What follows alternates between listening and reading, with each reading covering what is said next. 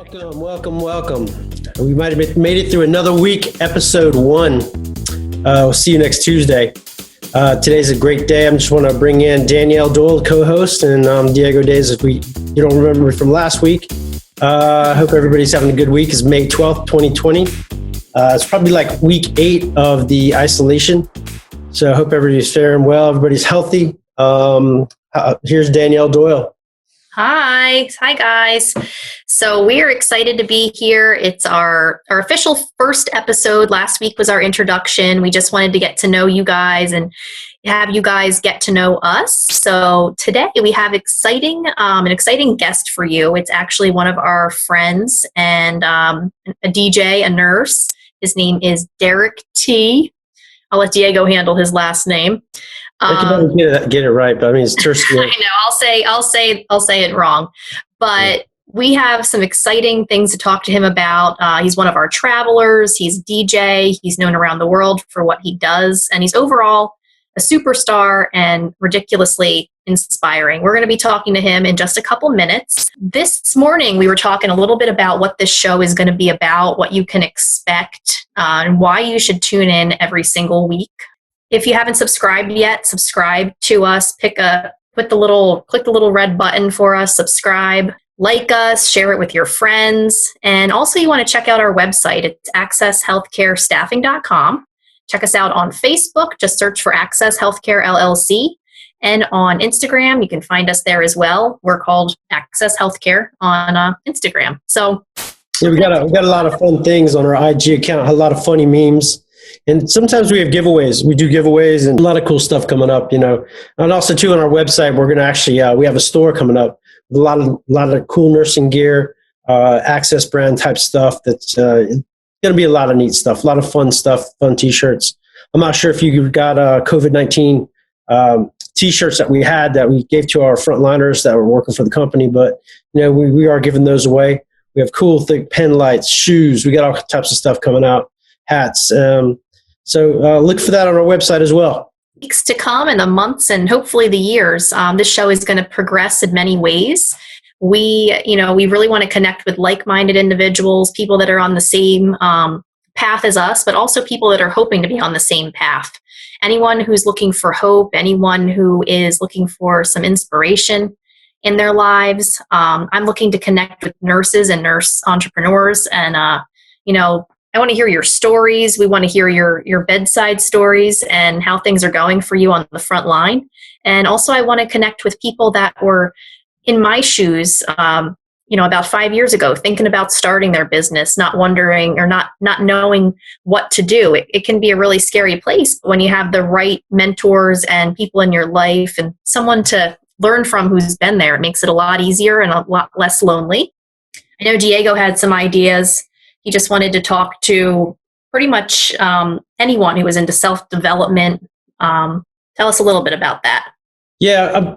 And by the way, we're working from home. All of our staff members are working from home. So we have kids, we have dogs, we have all types of stuff. We're just chilling, doing this from the luxury of our own home, which I think a lot of industries are going to be working from home after this, a lot of homeschool and stuff like that. And things are going to be changing. But I guess the purpose for me for this is to talk to all medical professionals. I've seen, in my past 15 years of travel and 15 plus as a nurse, I just want to reach out to anybody that wants an outlet, kind of share stories, medical professionals, nurses, doctors, nurse practitioners, CRNAs, just a little bit of everybody that kind of want to relate to us. And basically, you feel like you're working the rest of your life and you want to create something, you want to do some type of business idea, or you just feel like, you have a thought in your mind, you want to try something, and we just want to bring that there's plenty of possibilities that you can do anything in this world, and that's why we're here. That's why I kind of want to reach out to you, that there's hope and that there's people here that'll be consistently here waiting for you to give you advice and just hopefully pick up some tips on how we did things and how we're progressing, So, I guess we're just very inspirational, and we love what we do. We love being in touch with a lot of people that work for us, and we just love talking to people 24/7, Yeah.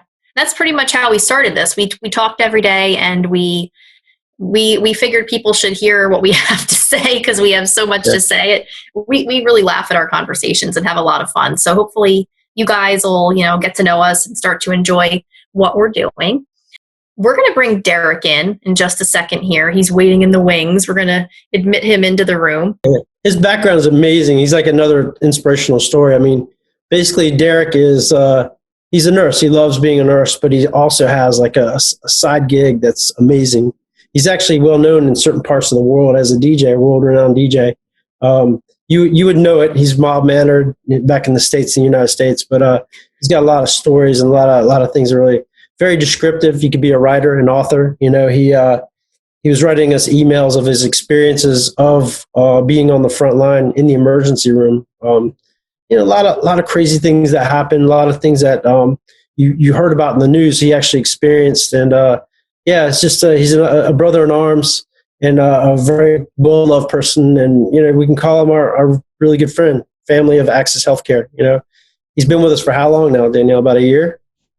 Yeah, coming up on a year this summer, I believe. So. Yeah. And And there's Derek. Derek Turcios says, "What's going on, man? How you doing? What's cracking?" Fantastic. Thank you so much for having me. Yeah. Yes, thank you for being here.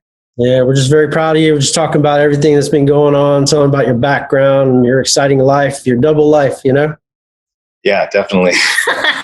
Yeah. Double life.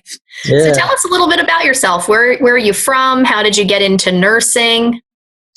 Well, I'm from New York City originally. I was born and raised in New York City, but I lived in Miami Beach for 25 years. So Miami kind of became my hometown. When people ask me where I'm from, I always say my hometown's Miami, but I'm a New Yorker because I lived in New York City for a long time as well. I'm glad I don't have to pick between either city because I love both so very much, New York and Miami. Yeah, South Beach is the best, right? Oh, I love Miami Beach. Yeah. It's one of the only places in the United States where the water is actually Caribbean water for the first time. It's gorgeous. You can go to Miami and enjoy that perfect water. Yeah, the best coffee in the world, right, man? The Cuban coffee. Yeah, definitely. Yeah. I'm actually hiding it because I've got it right here. I knew you were drinking something good. So I came to New York City in 98 and 2000, pursuing a music career. I've been a jazz musician for about 27 years. And I started producing electronic music soon after, and then began DJing in nightclubs. And based on the productions that I made, I started getting invited to play in nightclubs around the world. I met my wife very, very soon into all of that. And even though we've only been married for 6 years, my wife and I have been together for 17 years. Wow. So, and actually, one of the reasons why I'm a nurse is because of her. Without a doubt, I would never be a nurse if it hadn't been for her. We were in the middle of a tour, and I remember we had just gotten back from Europe, and she turned to me and she said, "Are you ever going to grow up?" And I said, "What do you mean?" And she said, "Get a real job." So I thought, oh God, oh man, all right. So I said, do I want to go to medical school? And I thought, if I go to med school, I'll never be able to really enjoy music again. So I thought, all right, let's do nursing. I'll always have a job. I can always come back to a setting that I still have the freedom to do what I love also, which is the music. My wife is a famed photographer.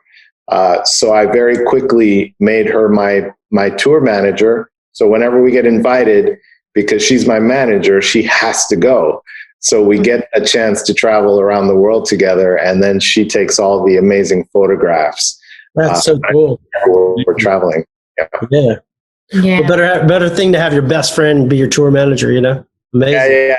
It's actually perfect. Yeah, she keeps me in line. Yeah. So it's fantastic. Yeah. You've been to a lot of exotic places, man. Where are a couple, to name a few? Where have you been? A lot of people would love to go. One of the coolest places, I think I got a chance to play in Abu Dhabi. I've played in Dubai.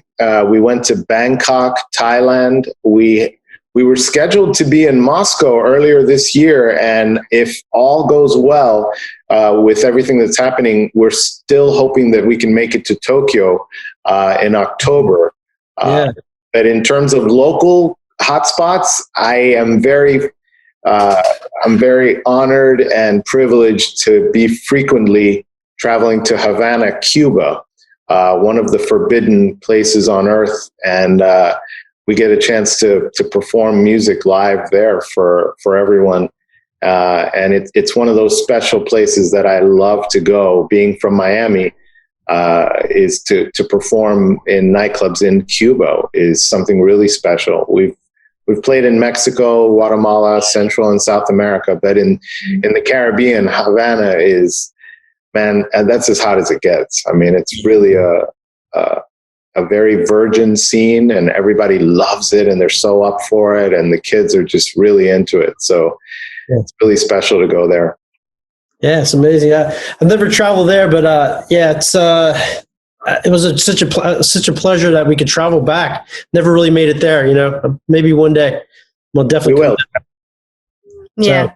So Derek, I like how you mentioned that you chose nursing because it gives you the freedom to pursue your real passion. Not that nursing isn't our real passion, but I think that everybody who is a nurse has a special talent and a gift that they use to instill into their nursing practice. So I want to know, how do you use music and your love for music and traveling to help your patients?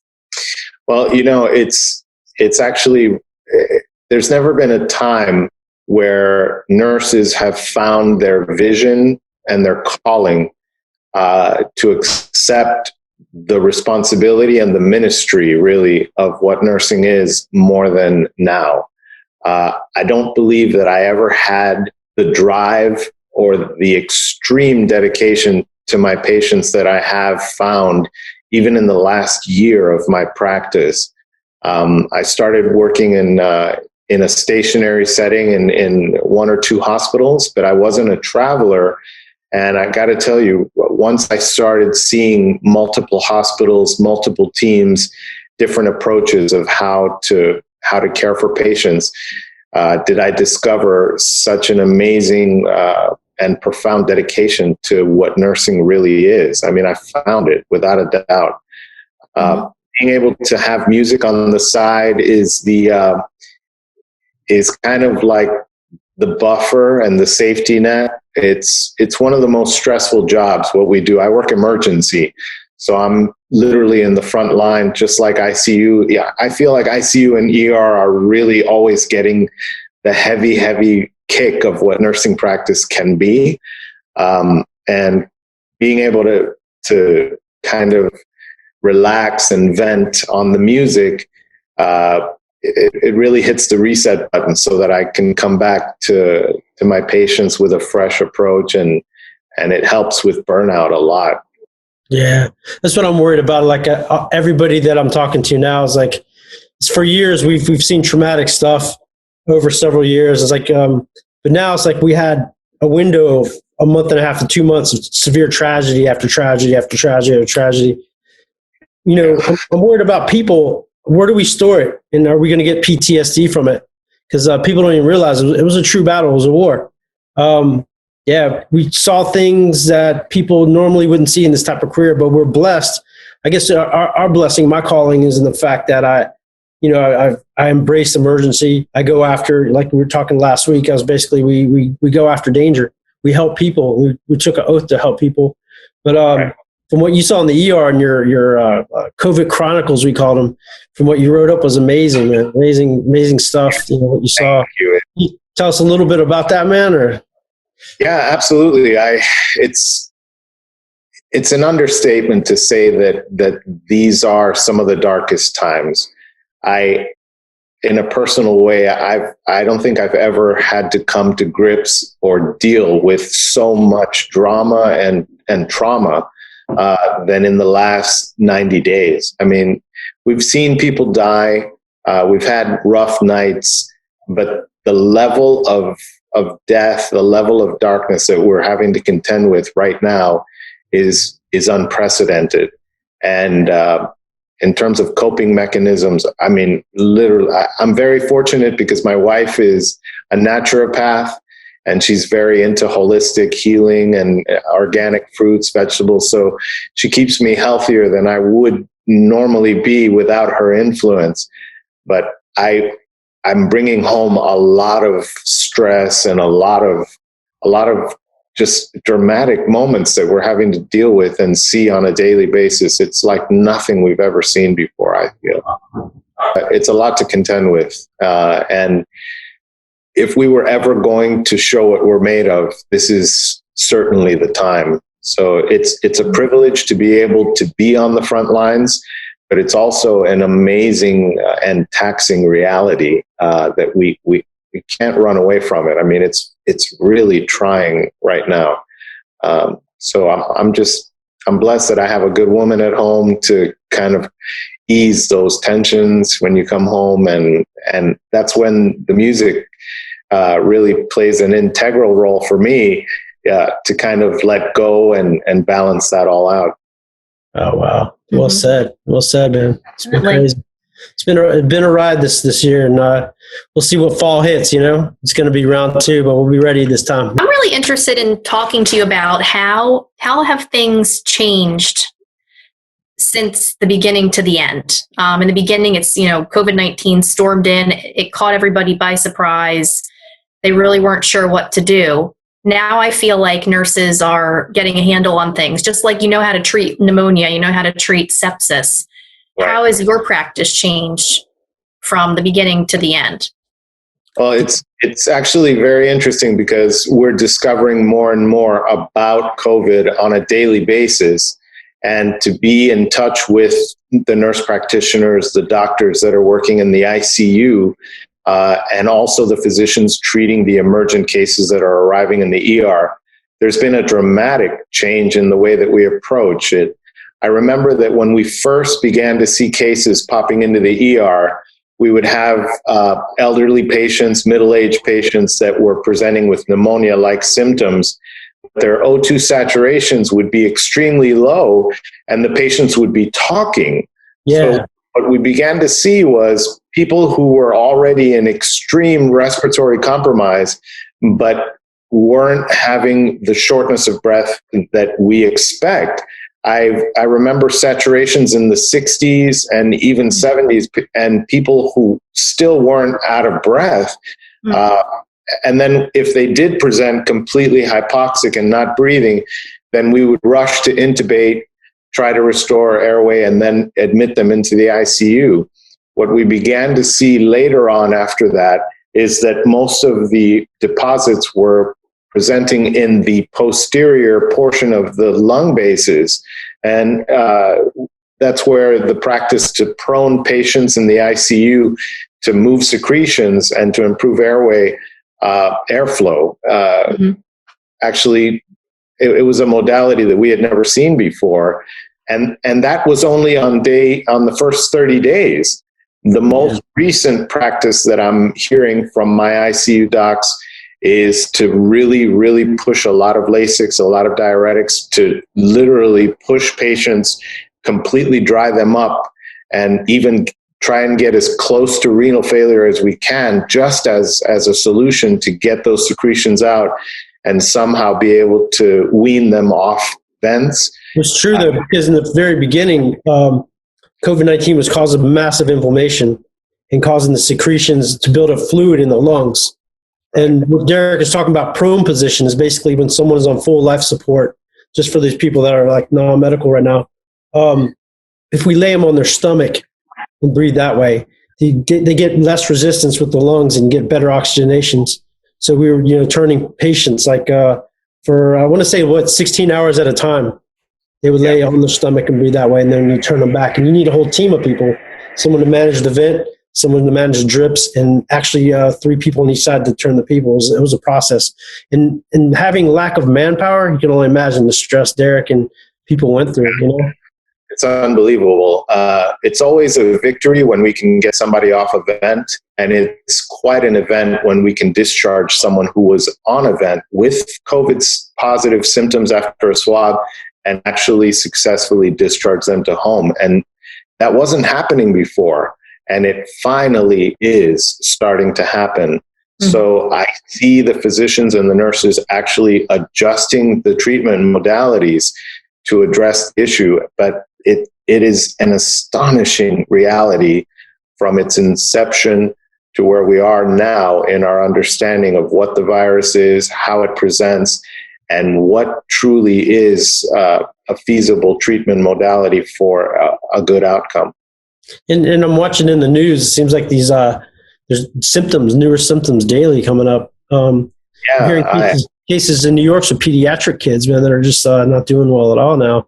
And it's presented as something else, I think the newest thing that we're dealing with is coagulation issues after discharge, almost like the tail end of this is, and by the way, you're coagulating now. So it's the new thing that we're addressing, but it changes every day. It's like a perfect storm, Yeah, it really is. And the truth is, by God's grace alone, I feel that the nurses who haven't had symptoms yet, it's a constant terror, and that adds to the stress of your daily work environment, because am I carrying this home to my wife? Am I bringing it home to my kids?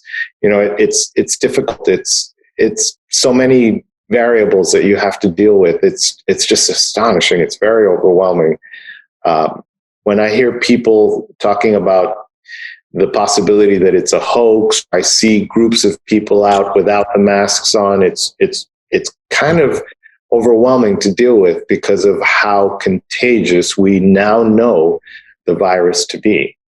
Yeah, it's crazy. It's like I've seen so many people suffocate, and that's basically what's happening, and it's horrendous, And the worst part about it is, you're trying to contain it into a hospital, into a setting, and you can't let visitation. You got to let these people, they're by themselves, and we have a lot of FaceTime and stuff like that we do, but it's heartbreaking, disheartening. But it is. It's a lot to contend with. But your damn letters, man! Holy crap!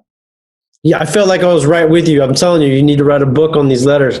Thank you. I wanted to keep in close contact with both of you and with the Access team about what I'm seeing, about what's happening, so that you're aware of it.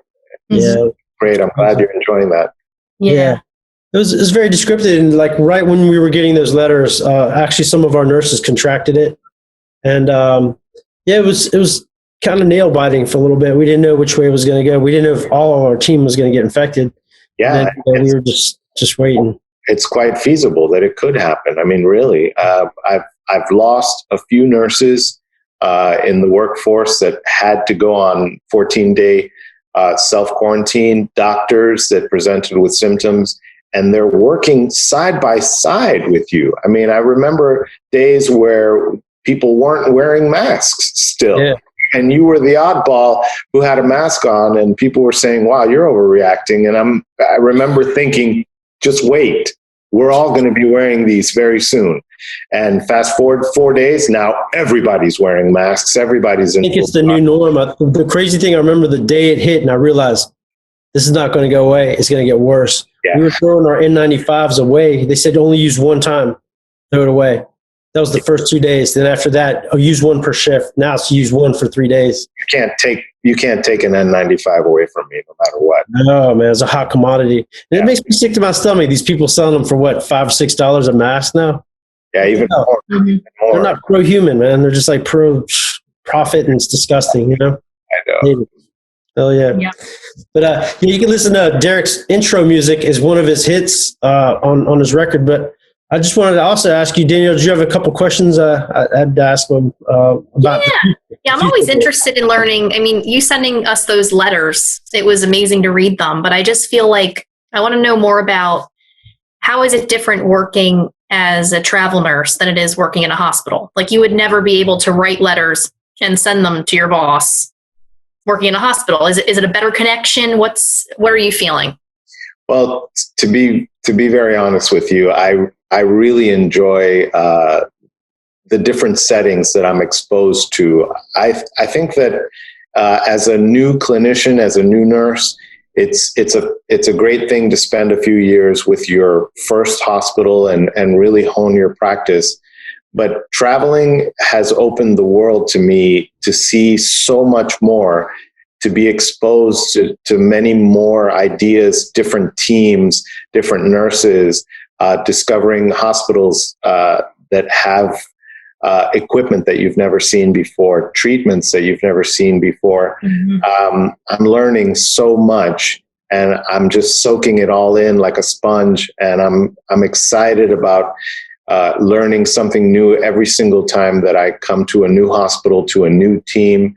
I feel like it just makes you so much more well-rounded, and it just adds to your knowledge base. It's a fantastic experience, and I'm very grateful for it. I really love Access as an agency and a team, and I've seen so many other nurses that are doing the same thing, but we kind of have a more homegrown approach, a more organic feel I take from it daily. And I love the open lines of communication that we have to share ideas and to grow. I mean, it's a great environment, and I just wouldn't want to be with any other group than Access. Yeah, I appreciate that. Yeah, definitely. We've come a long way. I remember when you were first coming on, it was amazing. It's scary to make that jump, but, people have to realize that, if it's good if you want to stay in your home hospital, but it's good to be adventurous too. This life. You've got to grow. Yeah. Make that jump, Embrace change. You have to embrace, growing pains. It hurts to change. It hurts to grow, but it's necessary. It's just so true. You've got to just embrace it full on. And I'm so glad we have all three of us, really. The whole team is just amazing. It was amazing. I remember working with all you guys at St. Francis. We were sharing last week. That's where we started. That's where the agency started. And we all met there.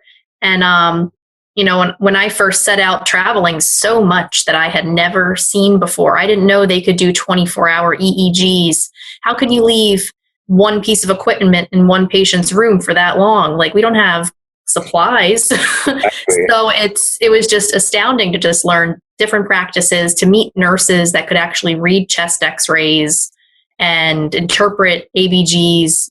You mentioned St. Francis. I'm very grateful to St. Francis, and I'll tell you why. Not only did I graduate from that nursing school, but the hospital, the people that worked in that hospital, I feel like you really learned the foundation of what you needed to be a great nurse, an empathetic nurse, and a caregiver, to then go out on the road and discover hospitals that are perhaps at another level in terms of technology and practice. But it definitely prepared us for the road, and I'm really grateful about that. But I'm very happy now to see, it's kind of like seeing the world now. It is. It's like if you can work there, you can work anywhere because you're equipped. Right. Even stepping into a level 1 trauma center in a surgical ICU, me having no clue what to do, I had the basis to kind of figure it out and ask the questions that I needed to ask, and I wasn't completely left behind. And then when I went back, I was able to offer more. Absolutely. There's no question. Well rounded. Well, so what's coming on, man? What's coming up in your world? You got what's going on? Well, I'm reading a lot. I'm studying. I'm back in school. I'm working on another degree. And I also have great things happening in the music world as well. I have a new record coming out in June on a prestigious label in New York called Nervous Records. I had the opportunity to work with some really special producers. A man named Chip E in Chicago, who's a legend in house music, and Maxime Lescavi, who shares studio space with The Roots in Philadelphia. Yeah, The Roots from Fallon. Fallon. Yeah. So we have a new record called The Morning, and that's coming out in June on Nervous Records. And then this Thursday at 3 p.m., we'll be broadcasting on Facebook a live performance from Havana, Cuba, that I'm taking part in. That's going to be this Thursday at 3 p.m. on Facebook, and can be found on the Cucuyo, which is an electronic portal for music in Cuba, and it's COOCUYO, Cucuyo. and that's how you find them on Facebook. But we'll put the link below on our YouTube, definitely. Yeah, so that's going to be a live performance from Havana. And then I'm working on this is actually, believe it or not, this is where all the toys are. My wife's photography, and over here in the corner are 2 vinyl turntables. I'm doing a live vinyl only set that's going to be premiering in about 2 weeks on Instagram and Facebook also, kind of just to give the crowds that have to stay at home, which is almost all of us, music to dance at home. And a lot of international artists are stuck. They're not touring anymore, so everybody's kind of recording and premiering live sessions from studios and from home. So it's going to be pretty fantastic to do that as well. So you're making a lot of good time of your isolation from people, huh? I'm trying. I'm trying. I don't know what's going on there, man. Florida's like wide open. Georgia, people out eating in the restaurants. I don't know when we're ground zero here in Jersey is going to get their turn. Yeah, a friend of mine just traveled to Miami, and he spoke to me today. Yeah. And he has a condo in South Beach, and he's astonished because all the restaurants are closed. Everything is shut down. Oh, they are. Wow. It's completely shut down. And he's looking for places to buy food and cook at home for the first time ever. And that's Miami Beach. So it's just an astonishing time. I don't know how much longer we can hold this, really. I mean, eventually we're going to have to reopen somehow. I mean, it's going to be scary. We're all going to be wearing masks for some time. It's going to be the new norm, I believe that's going to be the case. Yeah. Well, definitely. Well, listen, thank you so much for coming on with us. We love talking to you. Thank you so much for including me. Yeah, we're going to drop your info down below. We want you guys to subscribe to our channel, like us, share it with your friends. Check us out on Facebook, Instagram. You're going to check Derek out. He is absolutely amazing. We'll be back every single week. Our podcast and our YouTube link drops every Tuesday morning. If you guys have questions, feel free to ask them. Just ask them below. We'll respond to you. And remember, you need access to get in. Definitely. See you next Tuesday. Fantastic. Thank you. Thank you.